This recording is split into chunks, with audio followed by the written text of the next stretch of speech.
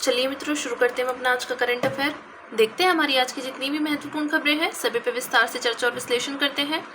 हमारी पहली न्यूज़ है, घातक स्वायत्त हथियार प्रणालियों पर वैश्विक बहस को समझना जरूरी हो गया।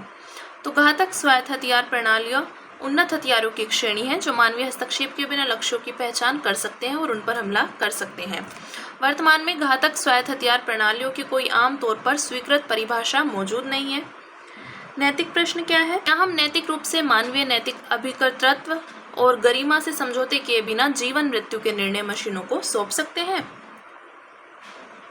मानव मशीन को मिलाकर उपयोग करने से जुड़ी नैतिक चिंताएं। तो स्वचालन संबंधी पूर्वाग्रह, जहां मनुष्य एक स्वायत्त मशीन के संचालन में बहुत अधिक विश्वास रखते हैं। आश्चर्य, तो जहां एक मनुष्य को इस बात की पूरी जानकारी नहीं होती कि मशीन किस तरह काम कर रही है या उस समय जब उसे मशीन से नियंत्रण वापस लेने की जरूरत होती है। नैतिक अंतरोध, तो जब मानव ऑपरेटर नैतिक जिम्मेदारी और जवाबदेही को एक वैध प्राधिकारी के रूप में मशीन पर स्थानांतरित कर देता है। देखते हैं घातक स्वायत्त हथियार प्रणालियों पर नैतिक बहस। तो LAWS के पक्ष में तर्क, परिणाम उन्मुख जस्टिफिकेशन। तो LAWS से सटीकता में सुधार हो सकता है जिससे नागरिकों को होने वाली क्षति कम हो सकती है। उदाहरण के लिए उन्नत लक्ष्यकरण वाली एक स्वायत्त मिसाइल बड़े पैमाने पर नागरिकों या संपत्ति की हानि को कम कर सकती है। नैतिक श्रेष्ठता, तो LAWS मानवीय त्रुटि को कम कर सकते हैं, सैन्य अभियानों के नैतिक मूल्यों को बेहतर ढंग से लागू कर सकते हैं और अंतर्राष्ट्रीय मानवतावादी कानून का बेहतर अनुपालन कर सकते हैं। क्षति को न्यूनतम करना, तो खतरनाक अग्रिम मोर्चे के अभियानों से सैनिकों को हटाकर स्वायत्त हथियार संघर्ष में जान माल की हानि को कम कर सकते हैं। LAWS के विपक्ष में तर्क, तो मानवीय निर्णय का अभाव। तो LAWS यद्यपि सटीक होते हैं लेकिन उनमें जटिल व परिवर्तनशील स्थितियों में मानव की तरह नैतिक आधार पर निर्णय लेने की क्षमता का अभाव होता है। जवाबदेही संबंधी मुद्दे, तो स्वायत्त हथियारों की कार्यवाहियों के लिए जवाबदेही तय करना एक जटिल कार्य है। कौन जवाबदेह है? क्या यह विनिर्माता है या वह व्यक्ति जिसने एल्गोरिथम को प्रोग्राम किया है? निकोल वान रूइजेन। मानवीय गरिमा को नुकसान पहुंचाना, तो उन सैनिकों की गरिमा को नुकसान जिन्हें निशाना बनाया जाता है तथा उन नागरिकों की जिन्हें मौत के खतरे में डाल दिया जाता है। युद्ध में हिंसा का सामान्यकरण, तो युद्ध के मैदान से शारीरिक और मनोवैज्ञानिक रूप से मानवीय दूरी बढ़ाने से हिंसा का प्रयोग आसान हो जाता है। ये बात की हमने घातक स्वायत्त हथियार प्रणालियों पर नैतिक बहस। अब बात करेंगे अगली न्यूज़ की, जो है भारत का पहला variable speed pump storage plant Uttarakhand के टिहरी में शुरू हुआ। तो Tehri hydro development corporation India limited ने भागीरथी नदी पर अवस्थित 1 gigawatt Tehri pump storage plant की पहली इकाई 250 मेगावाट से वाणिज्यिक तौर पर विद्युत की आपूर्ति शुरू करने की घोषणा की। Variable speed pump storage plant एक हाइड्रो इलेक्ट्रिक पावर प्लांट है जो टर्बाइन्स और पंप्स की गति को समायोजित करने के लिए वेरिएबल स्पीड तकनीक का उपयोग करता है। यह पारंपरिक पंप स्टोरेज प्लांट की तुलना में अधिक लचीलापन और दक्षता प्रदान करता है। पंप स्टोरेज प्लांट क्या है? तो इसमें अलग अलग ऊंचाई पर अवस्थित 2 जल भंडारों का उपयोग किया जाता है। एक जल भंडार अधिक ऊंचाई पर और दूसरा कम ऊंचाई पर बनाया जाता है। ऊंचाई वाले जल भंडार से कम ऊंचाई वाले जल भंडार में पानी छोड़ा जाता है। यह पानी एक टरबाइन से होकर गुजरता है जिससे बिजली उत्पन्न होती है। यह किस सिद्धांत के तहत कार्य करता है? तो यह बिजली को संग्रहित करने और उत्पन्न करने के लिए गुरुत्वाकर्षण स्थितिज ऊर्जा के सिद्धांत का उपयोग करता है। इस प्रकार का हाइड्रो इलेक्ट्रिक लंबे समय तक ऊर्जा भंडारण है। कार्य प्रणाली देखते हैं इसकी। तो जब बिजली की मांग कम होती है एवं पवन या सौर जैसे ऊर्जा स्रोतों से प्रचुर मात्रा में नवीकरणीय ऊर्जा उपलब्ध होती है तो pump storage hydro electric system ऊपरी जलाशय तक पानी को पंप करने के लिए अतिरिक्त ऊर्जा का उपयोग करता है। जब बिजली की मांग बहुत अधिक होती है उस अवधि के दौरान संग्रहित पानी को टर्बाइन्स के माध्यम से निचले जलाशय में वापस छोड़ दिया जाता है। इससे बिजली पैदा होती है। प्रकार, तो PSP को ओपन लूप या क्लोज्ड लूप के रूप में वर्णित किया जा सकता है। भारत में पंप स्टोरेज हाइड्रो पावर की स्थिति, तो स्थापित hydro pump storage project capacity फरवरी 2025 तक के आंकड़ों के अनुसार भारत में यह लगभग 4.8 गीगावाट है। 2022 तक दुनिया भर में लगभग 175 gigawatt pump hydro storage capacity स्थापित की गई है। इसमें अग्रणी देश चीन है, उसके बाद जापान और संयुक्त राज्य अमेरिका। फिर नेक्स्ट न्यूज़ है, बेंगलुरु में RCB की IPL 2025 ट्रॉफी परेड के दौरान भगदड़ से कई लोगों की मौत हो गई। भगदड़ का आशय उस स्थिति से है जब भीड़ की व्यवस्थित आवाजाही में किसी कारणवश व्यवधान उत्पन्न हो जाता है जिससे लोग अनियंत्रित होकर इधर उधर भागने लगते हैं। इसके परिणाम स्वरूप कई लोग घायल हो जाते हैं और गंभीर स्थिति जैसे दम घुटने, कुचले जाने आदि में उनकी मृत्यु भी हो जाती है। पिछले एक साल में भारत में भगदड़ की कम से कम 6 बड़ी घटनाएं हुई हैं, जैसे दिल्ली रेलवे स्टेशन, महाकुंभ आदि। भीड़ प्रबंधन पर एनडीएमए के दिशा निर्देश। तो क्षमता नियोजन, इसके तहत भीड़ के व्यवहार को समझना, भीड़ नियंत्रण की तकनीक और हितधारक दृष्टिकोण विकसित करना शामिल है। जोखिम विश्लेषण और तैयारी, तो संभावित खतरों की पहचान करना, उनका पहले से समाधान करना। इसमें विफलता मोड और प्रभाव विश्लेषण नामक पूर्व नियोजन तकनीक भी शामिल है। इसमें सभी कार्यक्रम आयोजक, योजनाकार गड़बड़ी होने तथा उसके चलते होने वाले संभावित नुकसान और उसे रोकने के उपाय का प्रबंधन करते हैं। सूचना प्रबंधन और प्रसार, तो इसमें आगंतुकों के साथ साथ हितधारकों के साथ भी संवाद करना और उन्हें सही जानकारी प्रदान करना शामिल है। सुरक्षा और संरक्षा उपाय, तो इसमें सीसीटीवी निगरानी, बैरियर, आपातकालीन निकास के साथ साथ आपातकालीन चिकित्सा सेवाओं की सुविधाएं और यातायात प्रबंधन के लिए दिशा निर्देशों का उपयोग करना शामिल है। स्मार्ट भीड़ प्रबंधन के लिए सर्वोत्तम अभ्यास और समाधान, तो एकीकृत कमांड और नियंत्रण केंद्र, ओलंपिक खेलों और अन्य बड़े आयोजनों में एकीकृत कमांड नियंत्रण केंद्रों का उपयोग किया जाता है। इससे भीड़ की आवाजाही के प्रबंधन और सार्वजनिक संचार में सहायता मिलती है। आर्टिफिशियल इंटेलिजेंस और मशीन लर्निंग, तो जापान और सिंगापुर जैसे देश एआई संचालित भीड़ निगरानी प्रणाली, रियल टाइम डेटा विश्लेषण जैसी उन्नत तकनीकों का इस्तेमाल कर रहे हैं।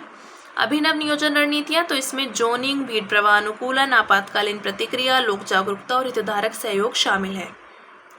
देखते हैं भगदड़ के लिए जिम्मेदार कारक। तो संरचनात्मक, जब किसी पुल, इमारत या ढांचे के गिरने से आपदा हो, उदाहरण मोरबी पुल हादसा गुजरात 2022। आग या बिजली, तो किसी दुकान या घर में आग लगना, अग्निशामक यंत्र की अनुपलब्धता आदि। उदाहरण उपहार सिनेमा अग्निकांड 1997। प्रशासनिक या प्रबंधकीय चूक, तो दर्शकों की संख्या का गलत अनुमान, स्टाफ सेवा की कमी, गेट का बंद या अचानक खुलना आदि। भीड़ का व्यवहार, तो अचानक एक साथ निकास की कोशिश, पार्किंग की और दौड़ना, ट्रेन के प्लेटफॉर्म में अंतिम समय पर बदलाव आदि। उदाहरण महाकुंभ मेला 2025 की भगदड़। सुरक्षा, तो सुरक्षा बलों द्वारा गोलीबारी, आंसू गैस या बल प्रयोग जिससे भीड़ डर जाती है, भीड़ के सामने खुलेआम हथियारों का प्रदर्शन करना आदि। उदाहरण सियोल की भीड़ त्रासदी 2022। फिर नेक्स्ट है भारत को 2026-28 कार्यकाल के लिए संयुक्त राष्ट्र आर्थिक और सामाजिक परिषद का सदस्य चुना गया। तो ECOSOC की सदस्यता 5 क्षेत्रीय समूह को समान भौगोलिक प्रतिनिधित्व के आधार पर आवंटित की जाती है। ये क्षेत्रीय समूह है अफ्रीका, एशिया प्रशांत, पूर्वी यूरोपीय, लैटिन अमेरिका और कैरिबियन तथा पश्चिमी यूरोपीय एवं अन्य देश। तो भारत को एशिया प्रशांत देशों की श्रेणी में लेबनान, तुर्कमेनिस्तान व चीन के साथ चुना गया है। एशिया प्रशांत देशों को 4 सदस्यता आवंटित की गई है।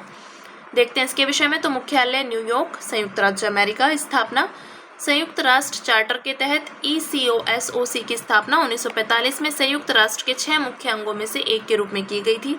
प्रकृति, तो ये वैश्विक सामाजिक और आर्थिक मामलों पर विचार विमर्श, नवाचार, सहमति बनाने तथा समन्वय का प्रमुख मंच है।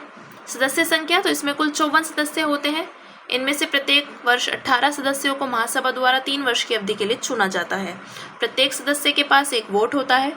इसके कार्य देखते हैं। तो यह परिषद संयुक्त राष्ट्र की 14 विशेष एजेंसियों, 10 कार्यात्मक आयोगों और 5 क्षेत्रीय आयोगों के कार्य का समन्वय करती है। नीतिगत सिफारिशें, तो यह 9 संयुक्त राष्ट्र निधियों और कार्यक्रमों से रिपोर्ट प्राप्त करती है तथा संयुक्त राष्ट्र प्रणाली और सदस्य देशों को नीतिगत सिफारिशें जारी करती है। संयुक्त राष्ट्र चार्टर के तहत ECOSOC निम्नलिखित के लिए जिम्मेदार है। तो जीवन स्तर ऊंचा करने, पूर्ण रोजगार और सामाजिक आर्थिक प्रगति को बढ़ावा देने के लिए, अंतर्राष्ट्रीय आर्थिक, सामाजिक और स्वास्थ्य समस्याओं के समाधान की पहचान करने के लिए, अंतर्राष्ट्रीय सांस्कृतिक और शैक्षिक सहयोग को बढ़ावा देने के लिए और मानवाधिकारों और मौलिक स्वतंत्रताओं के प्रति सभी जगह सम्मान को प्रोत्साहित करने के लिए आदि। ECOSOC के प्रमुख आयोग, तो सांख्यिकीय आयोग 1946 में स्थापित यह आयोग वैश्विक सांख्यिकीय प्रणाली की सर्वोच्च संस्था है। जनसंख्या और विकास आयोग, तो यह जनसंख्या और विकास पर अंतर्राष्ट्रीय सम्मेलन के कार्यक्रम के कार्यान्वयन में अलग अलग कार्यवाहियों में प्राथमिक भूमिका निभाती है। महिलाओं की स्थिति पर आयोग, तो यह लैंगिक समानता, महिलाओं के अधिकारों और सशक्तिकरण के लिए समर्पित प्रमुख संस्था है।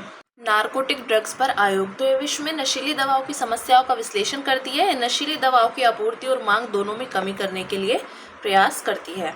अन्य संस्थाएं, तो सामाजिक विकास आयोग, सतत विकास आयोग, संयुक्त राष्ट्र वन मंच, अपराध रोकथाम और आपराधिक न्याय आयोग, विज्ञान एवं प्रौद्योगिकी विकास आयोग आदि। अब बात करेंगे अगली न्यूज की, जो है भारत की 2 आर्द्रभूमियों को अंतर्राष्ट्रीय महत्व की आर्द्रभूमियों की रामसर सूची में शामिल किया।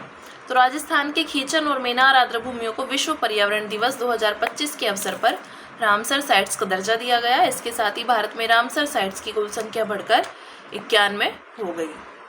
विश्व पर्यावरण दिवस 1973 से प्रत्येक वर्ष 5 जून को संयुक्त राष्ट्र पर्यावरण कार्यक्रम के नेतृत्व में मनाया जाता है। वर्ष 2025 के विश्व पर्यावरण दिवस की थीम है बीट प्लास्टिक पोल्यूशन। 2 नई आर्द्रभूमियों के शामिल होने के साथ ही राजस्थान में रामसर साइट्स की कुल संख्या 4 हो गई है। राजस्थान की 2 नए रामसर साइट्स हैं सांबरसार लेक और भरतपुर स्थित केवलादेव घाना राष्ट्रीय उद्यान।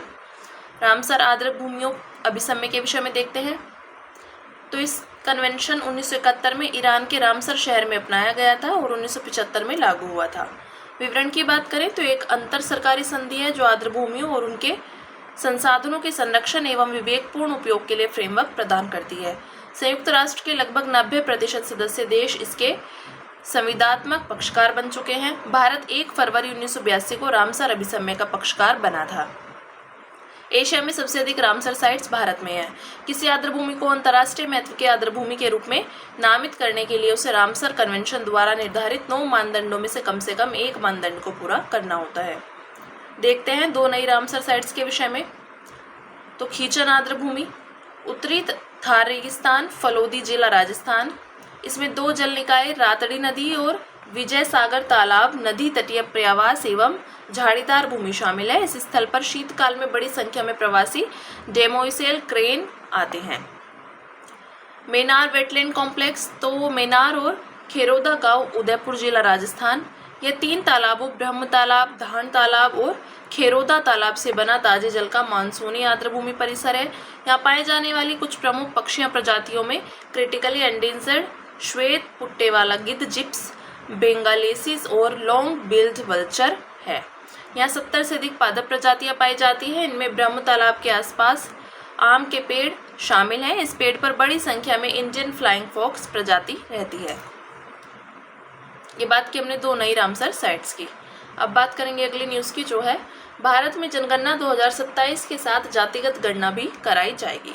तो केंद्रीय गृह मंत्रालय ने घोषणा की कि भारत में अगली जनगणना 2 चरणों में की जाएगी। यह कार्य 1 मार्च 2027 तक पूरा हो जाएगा। भारत में वर्ष 2011 के बाद पहली बार जनगणना कराई जाएगी। 2011 के बाद जनगणना कार्य 2020-21 में होना था, लेकिन कोविड महामारी के कारण इसमें देर हुई।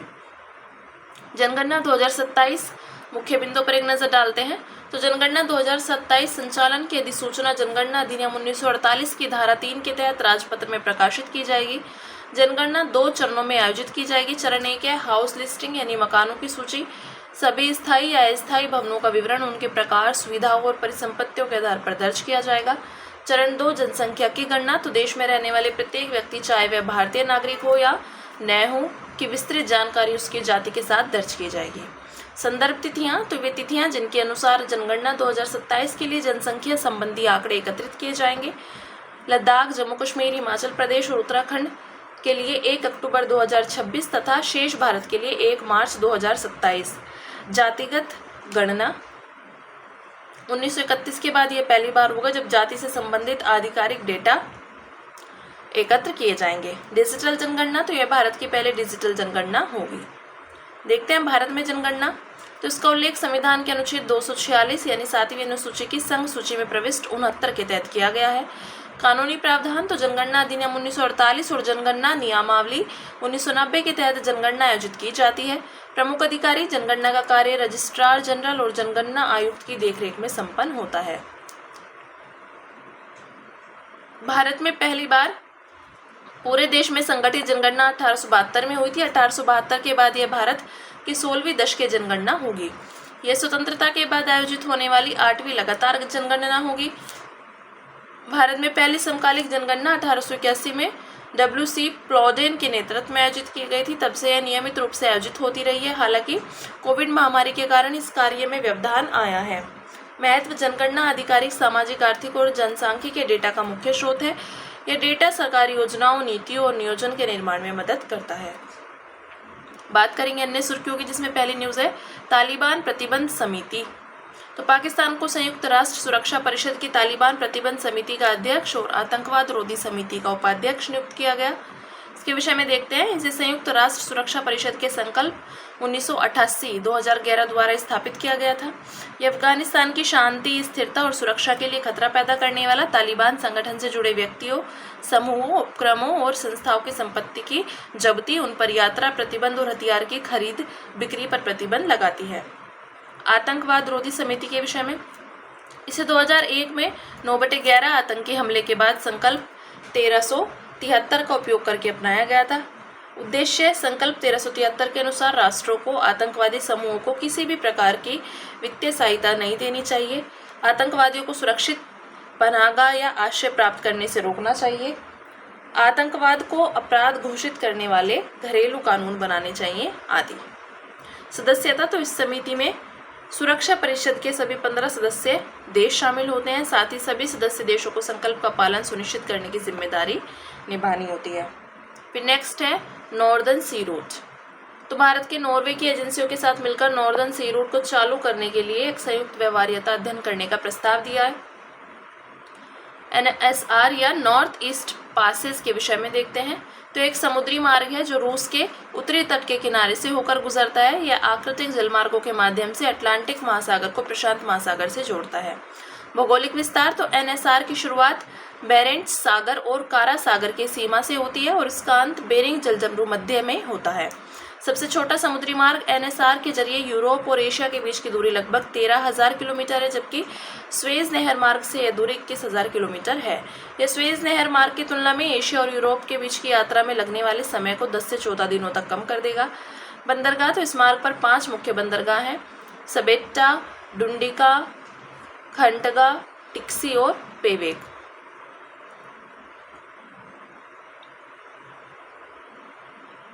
फिर अगली न्यूज़ है म्यूऑन्स। तो हाल ही में अमेरिका में किए गए प्रयोगों के परिणाम में यह बात सामने आई है कि म्यूऑन्स कुछ असामान्य व्यवहार कर रहे हैं। इससे हमें ब्रह्मांड के मूलभूत नियमों को लेकर नई और रोचक जानकारियां मिल सकती है। इसके विषय में देखते हैं। म्यूऑन मूलभूत उप परमाणविक कणों में से एक है। कण भौतिक के मानक मॉडल के अनुसार ये ब्रह्मांड के सबसे बुनियादी निर्माण खंड है। म्यूऑन्स इलेक्ट्रॉन के समान होते हैं, लेकिन इनका भार इलेक्ट्रॉन से 207 गुना अधिक होता है। म्यूऑन लेप्टन समूह का हिस्सा है। लेप्टन एक प्रकार के मूलभूत कण है। इसका मतलब है कि वे पदार्थ के छोटे टुकड़ों से भी नहीं बने हैं। अन्य लेप्टन्स की तरह म्यूऑन्स पर ब्रह्मांड में 4 मूलभूत बलों, गुरुत्वाकर्षण, विद्युत चुंबकत्व, मजबूत परमाणु बल और कमजोर परमाणु बल में से केवल 3 का प्रभाव पड़ता है। मजबूत परमाणु बल का म्यूऑन्स पर कोई प्रभाव नहीं पड़ता। क्लीन प्लांट प्रोग्राम, तो केंद्र सरकार ने महाराष्ट्र में अंगूर, संतरे और अनार के लिए क्लीन प्लांट प्रोग्राम शुरू किया। इसके विषय में देखते हैं। लॉन्च किया गया केंद्रीय कृषि और किसान कल्याण मंत्रालय द्वारा। उद्देश्य है किसानों को वायरस मुक्त और उच्च गुणवत्ता वाली रोपण सामग्री उपलब्ध कराकर बागवानी क्षेत्र में क्रांति लाना। प्रोग्राम के घटक, तो क्लीन प्लांट सेंटर्स, ये केंद्र वायरस मुक्त रोपण सामग्री का उत्पादन करने के लिए हाईटेक लैब से युक्त होंगे। प्रमाणन और कानूनी फ्रेमवर्क, तो बीज अधिनियम 1966 के तहत निर्धारित प्रमाणन प्रणाली रोपण सामग्री के उत्पादन और बिक्री में जवाबदेही सुनिश्चित करेगी। अत्याधुनिक अवसंरचना, तो अधिक संख्या में स्वच्छ रोपण सामग्री उपलब्ध कराने के लिए अवसंरचना विकसित करने हेतु बड़ी नर्सरी को सहायता दी जाएगी। कार्यान्वयन, तो इस कार्यक्रम का क्रियान्वयन राष्ट्रीय बागवानी बोर्ड द्वारा भारतीय कृषि अनुसंधान परिषद के सहयोग से किया जाएगा। नेक्स्ट, ECI-NET ऐप, तो भारत निर्वाचन आयोग ने समय पर मतदान प्रतिशत की रिपोर्टिंग के लिए ECI-NET ऐप लॉन्च किया। चुनाव संचालन नियम 1961 के तहत पीठासीन अधिकारियों को अभी भी मतदान समाप्त होने पर उम्मीदवारों द्वारा नामित पोलिंग एजेंटों को फॉर्म 17C जमा करना आवश्यक है। इसके विषय में देखते हैं। यह वन स्टॉप प्लेटफॉर्म है जो भारत निर्वाचन आयोग के 40 से अधिक मौजूदा मोबाइल और वेब एप्लीकेशंस को एकीकृत और पुनर्गठित करेगा।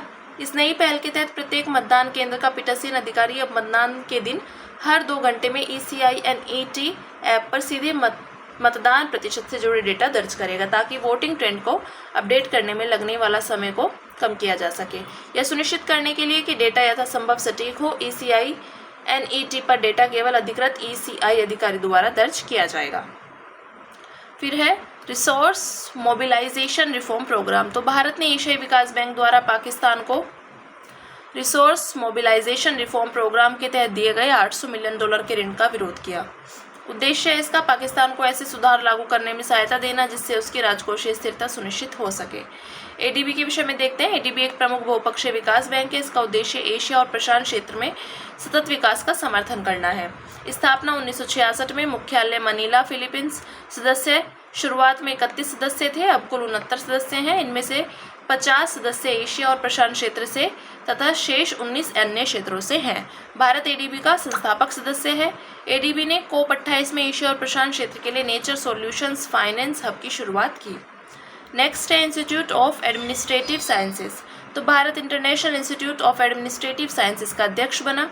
इसके विषय में देखते हैं। स्थापना वर्ष 1930 में हुई थी। मुख्यालय ब्रुसेल्स, बेल्जियम में। उद्देश्य एक अंतरराष्ट्रीय गैर लाभकारी संगठन है। यह लोक प्रशासन और वैज्ञानिक अनुसंधान के लिए वैश्विक सहयोग को बढ़ावा देता है। प्रमुख सदस्य देश भारत, जापान, चीन, जर्मनी, इटली, कोरिया, सऊदी अरब, दक्षिण Africa, Switzerland, Mexico, Spain, Qatar, Morocco, Indonesia आदि। भारत सरकार का प्रशासनिक सुधार एवं लोक शिकायत विभाग वर्ष 1998 से IIAS में भारत की सदस्यता का प्रतिनिधित्व करता रहा है। फिर नेक्स्ट है एक्सपोजोमिक्स। एक्सपोजोमिक्स में अध्ययन रोगों के कारण को समझने और उनकी रोकथाम की रणनीतियाँ बनाने में मदद कर सकता है। इसके विषय में देखते हैं। एक्सपोजोमिक्स अध्ययन की एक विधि है जिसमें किसी व्यक्ति के एक्सपोजोम जीवन काल में पड़ने वाले सभी बाहरी और आंतरिक प्रभावों का विश्लेषण किया जाता है। यह जीव अध्ययन 2 प्रकार के आकलन पर आधारित है। आंतरिक जोखिम, तो इसमें जीनोमिक्स, मेटाबोनोमिक्स जैसे अध्ययन के क्षेत्र शामिल हैं। बाहरी जोखिम, इसमें पर्यावरण से उत्पन्न जोखिमों की माप की जाती है। एक्सपोजोम वह संपूर्ण माप है जो यह बताता है कि किसी व्यक्ति को पूरे जीवन काल में कौन कौन से बाहरी प्रभाव को सामना करना पड़ा और उसके स्वास्थ्य पर इसका क्या असर पड़ा है। एक्सपोजोमिक्स का उद्देश्य यह समझना है कि भौतिक, मानव सामाजिक वातावरण जैसे बाहरी संपर्क आनुवंशिक जैसे आंतरिक और व्यक्तिपरक विशेषताओं के साथ कैसे परस्पर क्रिया करते हैं जो शरीर को स्वस्थ या रोगी बनाते हैं। अंत में बात करेंगे कृषि में साउथ सहयोग के लिए ICRISAT उत्कृष्टता केंद्र। तो अंतर्राष्ट्रीय अर्धशुष्क उष्णकटिबंधीय फसल अनुसंधान संस्थान और विकासशील देशों के लिए अनुसंधान एवं सूचना प्रणाली ने ICRISAT साउथ सहयोग के लिए उत्कृष्टता केंद्र का शुभारंभ किया। RIS पॉलिसी अनुसंधान पर एक स्वायत्त संस्थान है। यह नई दिल्ली में स्थित है। इसके विषय में देखते हैं। ग्लोबल साउथ के देशों के बीच कृषि, नवाचार, सहयोग और ज्ञान के आदान प्रदान को गति देने वाला प्रमुख संस्थान है। यह भारत की दक्षिण पहल के अनुरूप भी है जो ग्लोबल साउथ के देशों के बीच विकास और ज्ञान साझा करने वाला एक सरकारी कार्यक्रम है। इसकी स्थापना 1972 में हुई थी। यह शुष्क कृषि और कृषि खाद्य प्रणाली के विकास और इसमें सुधार करने वाला एक अग्रणी अंतर्राष्ट्रीय संगठन है। मुख्यालय हैदराबाद, तेलंगाना। हमारी आज की जितनी भी महत्वपूर्ण खबरें थी हमने सभी पे विस्तार से चर्चा और विश्लेषण किया। अब इसी के साथ मिलते हैं कल अपनी नई खबरों के साथ।